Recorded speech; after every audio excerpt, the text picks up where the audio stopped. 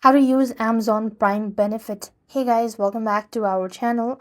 In this video, I'm going to show you the procedure on how can you use Amazon Prime benefit. So for that, what you want to do is actually sign into your account. First thing first, open up your Amazon account and log in.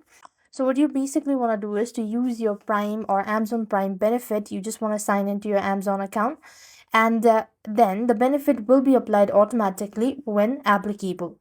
Now, basically, shopping and delivery is some of the benefit you could go with. So, on eligible items, the free expanded shipping option, that is day two, or 1 day or same day, are automatically available at checkout. You could also look for the Prime logo next to the product as well. And after which, you could also go with the discounts are applied automatically. Simply shops as a usual and exclusive Prime price will be shown and applied at the checkout. And when shopping in store at a Whole Food Market, link your Prime account in the Whole Food Market app to receive exclusive savings and discount as well.